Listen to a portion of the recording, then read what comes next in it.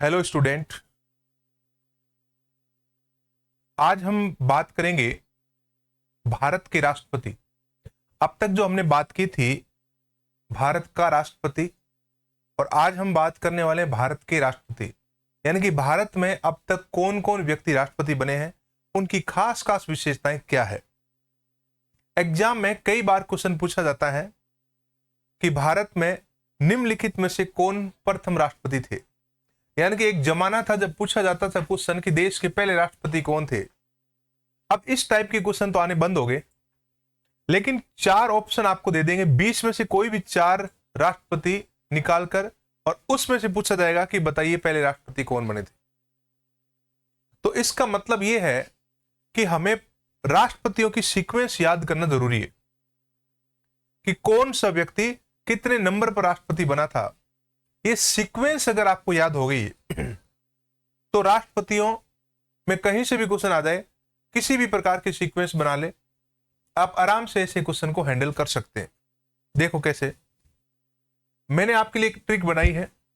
राजू की राधा जाकर गिरी फखर नील की जेल में, तब वहां पर बैठे थे कौन? रामा शंकर नारायण कुछ लिख रहे थे कलम से, और उनकी कलम से प्रतिभा मुखरी कोविंद मुर्मू की। देखो, राजू की राधा जाकर गिरी कहां पर? फखर नील की जेल में। वहां कौन था? वह रामा शंकर नारायण की कलम से प्रतिभा मुखरी कोविंद मुर्मू की। यह सेंटेंस आपको याद रखना है, और इस सेंटेंस में भारत के 15 राष्ट्रपतियों के नाम है। देखो कैसे, मैंने कहा इस सेंटेंस में भारत के 15 राष्ट्रपतियों के नाम है। यहां पर लिखा है राजू, तो देश के पहले राष्ट्रपति का नाम क्या है? राजेंद्र प्रसाद। राजू का यहां पर मतलब है राजेंद्र प्रसाद। राजू का मतलब क्या है? राजेंद्र प्रसाद। यह है देश के पहले राष्ट्रपति। राधा का मतलब यहां पर दूसरे राष्ट्रपति है, डॉक्टर सर्वपल्ली राधाकृष्णन। जाकर का मतलब यहां तीसरे राष्ट्रपति है देश के, डॉक्टर जाकिर हुसैन, देश के तीसरे राष्ट्रपति। गिरी का मतलब ये चौथे राष्ट्रपति है, जिनका नाम है डॉक्टर वीवी गिरी। वीवी गिरी, वराह गिरी, वेंकट गिरी। फखर में यहां पर 5वें राष्ट्रपति है फखरुद्दीन अली अहमद, और नील में यहां पर 6वें राष्ट्रपति है नीलम संजीव रेड्डी। उसके बाद में जेल, यहां पर जो जेल है, जेल 7वें राष्ट्रपति है कौन? ज्ञानी जेल सिंह। रामा में 8वें राष्ट्रपति है कौन? रामा स्वामी वेंकट रमन, जिनको बोलते हैं आर वेंकट रमन। रामा स्वामी वेंकट रमन। शंकर 9वें राष्ट्रपति कौन है? डॉक्टर शंकर दयाल शर्मा। 9वें राष्ट्रपति कौन है? डॉक्टर शंकर दयाल शर्मा। नारायण, तो 10वें राष्ट्रपति कौन हुए?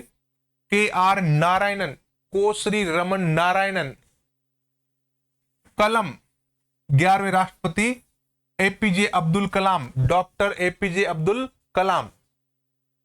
प्रतिभा 12वीं राष्ट्रपति कौन हुई? प्रतिभा यानी कि प्रतिभा पाटिल। मुखरी यानी कि 13वें राष्ट्रपति कौन हुए? प्रणब मुखर्जी। और कोविंद 14वें राष्ट्रपति कौन हो गए? रामनाथ कोविंद। और लास्ट में 15वें राष्ट्रपति द्रौपदी मुर्मू। तो भारत में अब तक कितने व्यक्ति राष्ट्रपति बने हैं? 15। और भारत में अब तक कितने राष्ट्रपतियों के चुनाव हुए हैं? तो 16। भारत में राष्ट्रपतियों के चुनाव 16 हो चुके हैं, लेकिन व्यक्ति 15 बने हैं। अगर इनमें कार्यवाहक को जोड़ दें तो 3 कार्यवाहक राष्ट्रपति बने हैं, जिसमें से 2 ऐसे थे नए, और एक वीवी गिरी, राष्ट्रपति में भी उनका नाम है। वीवी गिरी, मोहम्मद हिदायतुल्ला और बीडी जत्ती, ये 3 कार्यवाहक राष्ट्रपति भी बने हैं। यानी कि जब राष्ट्रपति का पद रिक्त होता है तो उपराष्ट्रपति या सर्वोच्च न्यायालय का मुख्य न्यायाधीश कुछ समय के लिए टेम्परेरी राष्ट्रपति का पदभार संभालता है, उसे हम कहते हैं कार्यवाहक राष्ट्रपति। तो अब तक 3 कार्यवाहक राष्ट्रपति भी बन चुके हैं, लेकिन ये परमानेंट वाले नए राष्ट्रपति है, फुल टर्म वाले। तो अब देखो, अब हम राष्ट्रपतियों के एक एक करके खास विशेषताओं को समझेंगे। खास खास जो विशेषताएं हैं उनकी हम बात करते हैं।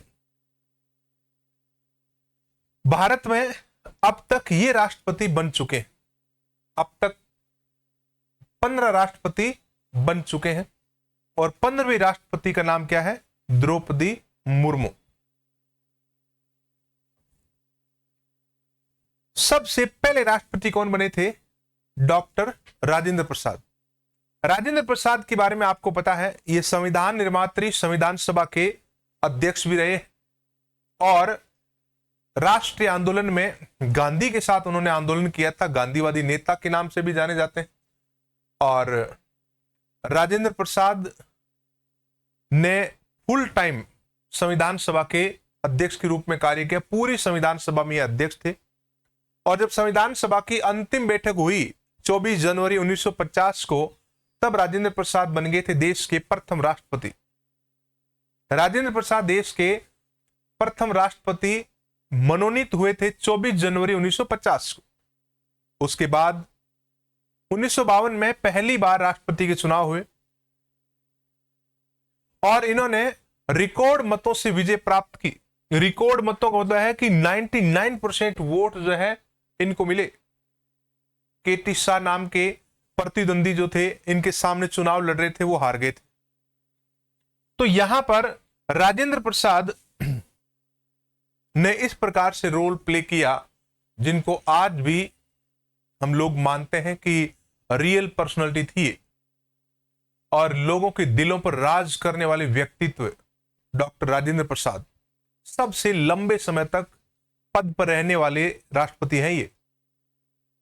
1950 से लेकर 1952, 1952 से 1957 और 1957 से 1962 तक, ये लगभग 12 सालों तक राष्ट्रपति पद पर रहे, जिसमें 2 बार निर्वाचित हुए और 1 बार वो मनोनीत हुए। तो राजेंद्र प्रसाद मनोनीत और निर्वाचित दोनों प्रकार के राष्ट्रपति के नाम से जाने जाते हैं। राजेंद्र प्रसाद की खास विशेषता में अगर हम देखें कुछ और, तो एक तो लॉन्गेस्ट टाइम पीरियड हो गया, भारत रत्न इनको 1962 में मिला है। राजेंद्र प्रसाद को भारत रत्न कब मिला है? 1962 में इनको भारत रत्न दिया गया और 1962 तक ये राष्ट्रपति पद पर रहे। महात्मा गांधी ने इनको देश रत्न की उपाधि दी। महात्मा गांधी ने राजेंद्र प्रसाद को क्या कहा है? देश रत्न, ये देश की रत्न है। और देखो, अजात शत्रु भी इनको कहा गया है। अजात शत्रु का मतलब होता है one who has no enemy, जिसका कोई शत्रु नहीं है उसको अजात शत्रु, शत्रुओं पर विजय पा ली उसने। इनकी एक पुस्तक है जिनका नाम है इंडिया डिवाइडेड। इंडिया डिवाइडेड जो पुस्तक है वो सबसे फेमस पुस्तक है राजेंद्र प्रसाद की। तो इस प्रकार से राजेंद्र प्रसाद बिहार के मूल निवासी थे और संविधान सभा के ये अध्यक्ष भी रहे राष्ट्रपति बनने से पहले। उसके बाद में दूसरे राष्ट्रपति का नाम आता है डॉक्टर सर्वपल्ली राधाकृष्णन। डॉक्टर सर्वपल्ली राधाकृष्णन एक एक गैर राजनीतिज्ञ राष्ट्रपति के नाम से भी जाने जाते हैं और इनको दार्शनिक राष्ट्रपति भी कहते हैं। ये कभी भी राजनीति में नहीं रहे। राधाकृष्णन देश के पहले उपराष्ट्रपति के नाम से भी जाने जाते हैं। ये 2 बार उपराष्ट्रपति पद पर रहे हैं। 1952 से लेकर 1962 तक ये उपराष्ट्रपति रहे। उसके बाद में 1962 में ये राष्ट्रपति बने और 67 तक 5 सालों तक ये राष्ट्रपति पद पर रहे। तो अगर हम बात करें कि भारत में दूसरे राष्ट्रपति कौन थे, तो यहां दूसरे राष्ट्रपति का नाम राजेंद्र प्रसाद ही आता है। पहले भी वो थे और दूसरे भी वो थे। लेकिन व्यक्तिगत रूप से दूसरे राष्ट्रपति डॉक्टर सर्वपल्ली राधाकृष्णन है। राधाकृष्णन बेसिकली आते हैं तिरुटन्नी, मद्रास प्रेसिडेंसी वर्तमान में तमिलनाडु में पड़ता है, और उस समय इसका नाम था मद्रास प्रेसिडेंसी।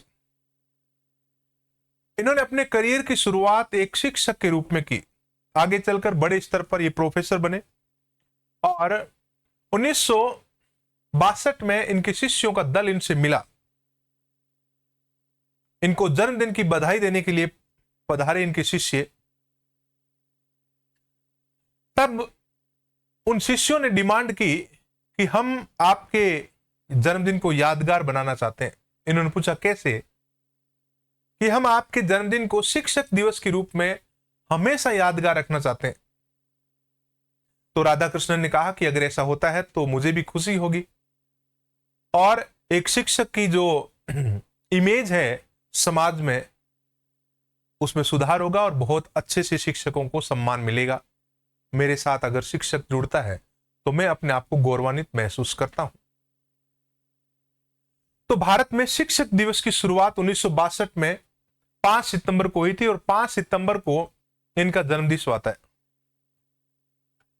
5 सितंबर को राधाकृष्णन का बर्थडे मनाया जाता है, और इसीलिए टीचर्स डे के रूप में 1962 में इसकी शुरुआत की गई। राधाकृष्णन की खास बात यह भी है कि उपराष्ट्रपति बनने से पहले, राष्ट्रपति से पहले उपराष्ट्रपति, उपराष्ट्रपति से पहले ये रसिया के राजदूत के पद पर भी रहे थे, एम्बेसडर जिसको बोलते हैं। और दूसरी खास विशेषता है कि पहला जो भारत रत्न है, अगर भारत में किसी को मिला है तो वो डॉक्टर सर्वपल्ली राधाकृष्णन है। भारत में भारत रत्न की शुरुआत 1954 में हुई थी, और 1954 में पहला भारत रत्न मिला है डॉक्टर सर्वपल्ली राधाकृष्णन को, और इस दौरान 3 लोगों को भारत रत्न दिया गया। 3 लोगों की बात करें तो 1 नंबर पर आते हैं सर्वपल्ली राधाकृष्णन, और उसके बाद में आते हैं हमारे फिजिक्स के बहुत बड़े साइंटिस्ट सीवी रमन, और 3 नंबर पे आते हैं चक्रवर्ती राजगोपालाचारी। इनको भारत रत्न से नवाजा गया। तो पहले नंबर पर भारत रत्न अगर किसी को मिला है तो वो किसको मिला है? सर्वपल्ली राधाकृष्णन। मैं आपकी जानकारी के लिए क्लियर कर दूं, भारत रत्न भारत का सर्वोच्च नागरिक सम्मान है, सैनिक सम्मान नहीं, नागरिक सम्मान। जिस व्यक्ति ने समाज के हित में अपना सर्वोच्च दिया है और समाज में बदलाव के लिए बहुत कुछ उन्होंने किया है, और परिवर्तन के लिए इन्होंने बहुत बड़ा बदलाव अगर किया है अपनी सोच और अपने बलबूते पर, तो इसके उपलक्ष्य में भारत रत्न से सम्मानित किया जाता है, और इसीलिए इसको सर्वोच्च नागरिक सम्मान के रूप में भी जाना जाता है। भारत रत्न अब तक 2 विदेशी नागरिकों को भी दिया जा चुका है, जिसमें एक पाकिस्तान के नागरिक है खान अब्दुल गफ्फार खान, और एक दक्षिण अफ्रीका के नागरिक है नेल्सन मंडेला। ये नेल्सन मंडेला और खान अब्दुल गफ्फार खान दोनों ही गांधीवादी नेता के रूप में जाने जाते हैं। नेल्सन मंडेला दक्षिण अफ्रीका के पहले अश्वेत यानी कि काले राष्ट्रपति कहलाते हैं, जो गांधीवादी नेता थे और गांधी के सिद्धांतों से इंस्पायर्ड थे, और दक्षिण अफ्रीका को आजाद करवाया उन्होंने। तो दक्षिण अफ्रीका के गांधी है नेल्सन मंडेला, जिनको भारत रत्न से नवाजा गया है विदेशी नागरिक होते हुए भी। तो इस प्रकार से हम सर्वपल्ली राधाकृष्णन को यह कह सकते हैं कि आप नॉन पॉलिटिकल और फिलोसोफर राष्ट्रपति के नाम से भी जाने जाते हैं। कभी भी राजनीति में नहीं रहे। अब तक 2 राष्ट्रपति ऐसे बने हैं जो नॉन पॉलिटिकल है, जिनका बैकग्राउंड किसी प्रकार से राजनीति का नहीं था। कभी भी वो कोई सरपंच का चुनाव भी नहीं लड़े।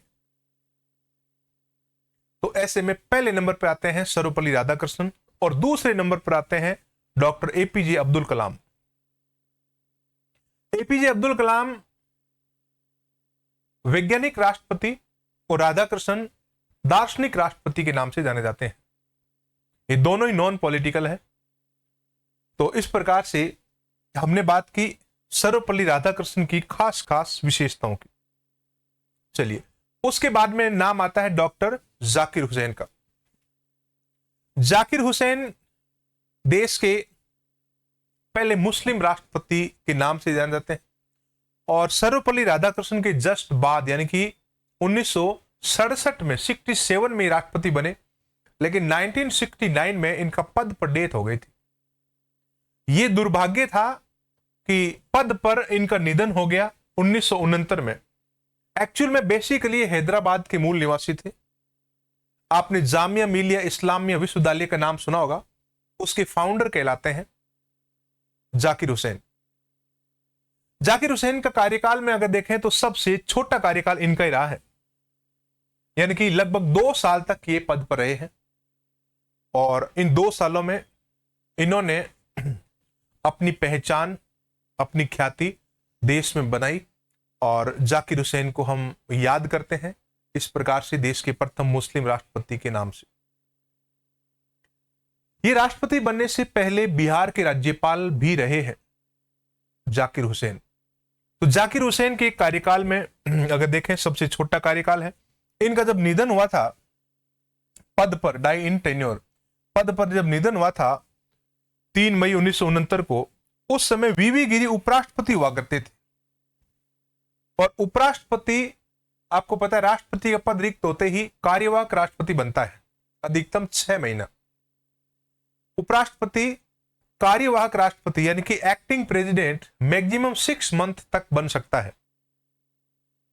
और इस दौरान वीवी गिरी को चुनाव लड़ना था, इसलिए राजनीतिक कारणों से उन्होंने पद से त्यागपत्र दे दिया। भारत में पहली बार ऐसा हुआ कि राष्ट्रपति और उपराष्ट्रपति दोनों पद रिक्त हो गए थे। इस दौरान मोहम्मद हिदायतुल्लाह जो चीफ जस्टिस ऑफ इंडिया थे, इन्होंने कुछ समय के लिए राष्ट्रपति का पद ग्रहण किया था। यानी कि मैं इस बात को समेटने की कोशिश करूं एक लाइन में, तो जाकिर हुसैन के निधन के बाद राष्ट्रपति और उपराष्ट्रपति दोनों पद रिक्त हो गए थे और ऐसी कंडीशन में सर्वोच्च न्यायालय का मुख्य न्यायाधीश कार्यवाहक राष्ट्रपति बनता है और इस दौरान बने थे ये मोहम्मद हिदायतुल्लाह। चलिए, तो 1963 भारत रत्न भी जाकिर हुसैन को मिला है। हमने इनसे जस्ट पहले बात की थी, जो राष्ट्रपति थे सर्वपल्ली राधाकृष्णन, उनको 1954 में भारत रत्न मिला और राजेंद्र प्रसाद को 1962 में भारत रत्न मिला और जाकिर हुसैन को जो भारत रत्न मिला है वो भारत रत्न मिला है 1963 को। जाकिर हुसैन के बाद में वीवी गिरी का नाम आता है। किसका नाम आता है? वीवी गिरी, वराहगिरी वेंकट गिरी। ओडिशा के मूल निवासी वीवी गिरी मजदूर आंदोलनों के नेतृत्व करते थे और इन्होंने पहचान बनाई एक मजदूर नेता के रूप में और देश में मजदूरों के मसीहा के नाम से जाने गए और कई बार इनको ILO इंटरनेशनल लेबर ऑर्गेनाइजेशन अंतरराष्ट्रीय संगठन में संबोधित करने का मौका मिला और देश में एक मजदूरों के मजबूत और एक बड़ा चेहरा बनकर उभरे। और इसी पहचान की बदौलत आगे चलकर ये देश के उपराष्ट्रपति निर्वाचित हुए और उसके बाद में राष्ट्रपति के रूप में निर्वाचित हुए। वीवी गिरी की खास विशेषता यह है कि जब इनका चुनाव हुआ, उनके सामने मुख्य प्रतिद्वंदी उम्मीदवार थे इंदिरा गांधी के सबसे करीबी नीलम संजीव रेड्डी, जो लोकसभा के अध्यक्ष थे उस समय, और वो राष्ट्रपति का चुनाव लड़े। लेकिन चुनाव के बाद में जब वोटों की गिनती की गई, क्योंकि राष्ट्रपति के चुनाव में वोट की वैल्यू काउंट की जाती है और वैल्यू 50% + 1 प्राप्त होना जरूरी है, और इनके टाइम में किसी को भी 1 प्राप्त नहीं हुआ, यानी कि 50% + 1 प्राप्त नहीं हुआ, तो वोटों की काउंटिंग दोबारा करनी पड़ी। तो एकमात्र राष्ट्रपति है जिनके चुनाव में दूसरे दौर की मतगणना करवानी पड़ी। सेकेंड राउंड काउंटिंग हुई वोटों की तो वीवी गिरी बहरामपुर में 10 अगस्त 1894 को इनका जन्म हुआ। और उस समय बहरामपुर जो है आपको पता है मद्रास का हिस्सा हुआ करता था, मद्रास प्रेसिडेंसी। और वर्तमान में ये जो है ओडिशा का हिस्सा है। वर्तमान में किसका है? ओडिशा का। वर्तमान में जो राष्ट्रपति है वो भी ओडिशा की मूल निवासी है, मयूरभंज की, द्रौपदी मुर्मू। तो all India trade union Congress का उन्होंने अध्यक्ष के रूप में नेतृत्व किया था 1926 में। और आईएलओ में इन्होंने संबोधित किया था 1927 में। आईएलओ अंतर्राष्ट्रीय मजदूर संगठन, इंटरनेशनल लेबर ऑर्गेनाइजेशन। ये विभिन्न राज्यों के राज्यपाल भी रहे हैं, जैसे उत्तर प्रदेश, केरला, मैसूर। मैसूर को आजकल हम क्या कहते हैं? कर्नाटका। ये तीसरे उपराष्ट्रपति भी रहे हैं। राष्ट्रपति बनने के पहले ये उपराष्ट्रपति भी थे। और इनको बोलते हैं कि ये राष्ट्रपति के चुनाव में स्वतंत्र उम्मीदवार के रूप में चुनाव लड़े थे।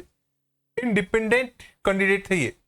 स्वतंत्र उम्मीदवार का मतलब होता है कि बिना किसी पार्टी के सपोर्ट के चुनाव के मैदान में आ गए और बाद में सपोर्ट बढ़ता गया और चुनाव जीत गए। इनके समय भारत पाकिस्तान युद्ध हुआ है 1971 में, सेकेंड हुआ। जब भारत और पाकिस्तान का पहला युद्ध हुआ था 1965 में, उस समय तो राष्ट्रपति थे डॉक्टर सर्वपल्ली राधाकृष्णन। जो दूसरा हुआ उस समय राष्ट्रपति थे वीवी गिरी। और आपको यह भी पता होगा कि भारत में पहला पोखरण जो परमाणु परीक्षण हुआ है उस समय भी राष्ट्रपति कौन थे? वीवी गिरी थे। पहला पोखरण परमाणु परीक्षण 18 मई 1974 को हुआ है, जिसका कोड नाम था बुद्धा इस्माइल। कोड नाम क्या था? बुद्धा इस्माइल, यानी कि बुद्ध मुस्कुराए। और भारत परमाणु शक्ति संपन्न देश बन गया। और जिसके पास परमाणु बम है वो दुनिया में अपनी सुरक्षा को सुनिश्चित करने के लिए स्वतंत्र हो चुका है। उसके ऊपर दुश्मन देश आंख उठाकर नहीं दे सकते, क्योंकि उनको पता है कि इस देश के पास खतरनाक हथियार है और कभी भी चला सकता है। तो परमाणु बम हमने बनाए हैं दुश्मन की शक्ति को संतुलन के लिए, दुश्मन की पावर को बैलेंस करने के लिए, न कि युद्ध लड़ने के लिए। अगर आपके पास हथियार है और आपके दुश्मन को पता है किसके पास हथियार है, तो आपके दुश्मन की हिमाकत नहीं होगी कि वो आपके ऊपर आक्रमण कर दे। तो आपने क्या किया? अपने दुश्मन की पावर को बैलेंस कर दिया। इसी प्रकार से हमने परमाणु परीक्षण किए 1974 और 1998 में। तो परमाणु शक्ति संपन्न बन चुका है देश। तो उसके बाद में अगले साल इनको भारत रत्न से नवाजा गया। 1975 में वीवी गिरी को भारत रत्न मिला है। हमने बात की थी कि 1954 में सर्वपल्ली राधाकृष्णन को भारत रत्न मिला, 1962 में डॉक्टर राजेंद्र प्रसाद को भारत रत्न मिला, 1963 में जाकिर हुसैन को भारत रत्न मिला और 1975 में वीवी गिरी को भारत रत्न से नवाजा गया। और भारत रत्न देश का सर्वोच्च नागरिक पुरस्कार है। चलिए उसके बाद में हम बात करते हैं, यहां पर राष्ट्रपति का नाम आता है फखरुद्दीन अली अहमद। नाम क्या आता है? फखरुद्दीन अली अहमद। 1974 से 1977 देश के दूसरे मुस्लिम राष्ट्रपति के नाम से जाने जाते हैं। पहले मुस्लिम राष्ट्रपति थे डॉक्टर जाकिर हुसैन और दूसरे मुस्लिम राष्ट्रपति कौन है? डॉक्टर फखरुद्दीन अली अहमद। फखरुद्दीन अली अहमद बेसिकली दिल्ली के निवासी थे और इंदिरा गांधी के करीबी व्यक्तियों में ये शुमार थे। और जाकिर हुसैन के बाद में दूसरे मुस्लिम राष्ट्रपति के नाम से भी जान जाते हैं। और इनका पद पर निधन हो गया था। यह भी इनका एक बड़ा दुर्भाग्य था। पद पर निधन होने वाले ये दूसरे राष्ट्रपति कहलाते हैं। मैं आपकी जानकारी के लिए क्लियर कर दूं कि भारत में अब तक 3 मुस्लिम राष्ट्रपति बन चुके हैं। लेकिन अब तक प्रधानमंत्री मुस्लिम व्यक्ति नहीं बना है एक बार भी। लेकिन राष्ट्रपति कितने बने हैं? 3। पहले कौन थे? जाकिर हुसैन, दूसरे फखरुद्दीन अली अहमद, और तीसरे मुस्लिम राष्ट्रपति बने हैं डॉक्टर एपीजे अब्दुल कलाम। तो ये सेकंड मुस्लिम प्रेसिडेंट के नाम से जाने जाते हैं। यहां पर आपको पता होगा कि 25 जून 1975 को जो देश में आंतरिक अशांति के नाम से जो इमरजेंसी लगी थी इंदिरा गांधी के टाइम, वो इमरजेंसी की घोषणा इन्होंने की थी। इमरजेंसी की घोषणा इन्होंने फोन पर ही कर दी थी। इंदिरा गांधी ने फोन किया था कि देश संकट में है, इमरजेंसी की घोषणा कर दो, और इन्होंने कर दी। और इसका सबसे बुरा असर पड़ा देश की जनता पर, व्यवस्था पर, सिस्टम के ऊपर। और इसीलिए 44वें संविधान संशोधन 1978 में संविधान में संशोधन किया गया कि कभी भी राष्ट्रपति इमरजेंसी की घोषणा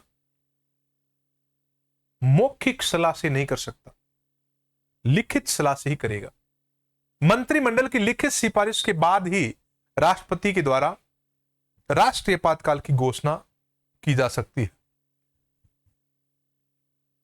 1977 में देश में इमरजेंसी खत्म हुई, लोकसभा के चुनाव आए और इंदिरा गांधी चुनाव हार गई। इंदिरा गांधी का बेटा संजय गांधी चुनाव बुरी तरह से हार गए थे, और उसी दौरान फखरुद्दीन अली अहमद भी दुनिया छोड़कर अलविदा हो गए थे।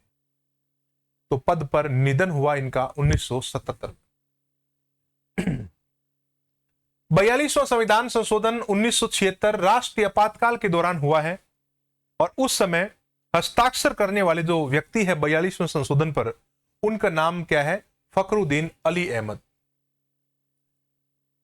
तो यहां पर 11 फरवरी 1977 को दिल्ली में राष्ट्रपति के पद पर निधन हो गया था इनका। दिल का दौरा पड़ गया था। इनके निधन के बाद में उस समय उपराष्ट्रपति हुआ करते थे बीडी जत्ती। उपराष्ट्रपति उस समय कौन थे? बीडी जत्ती। और बीडी जत्ती इस दौरान तीसरे कार्यवाहक राष्ट्रपति बने।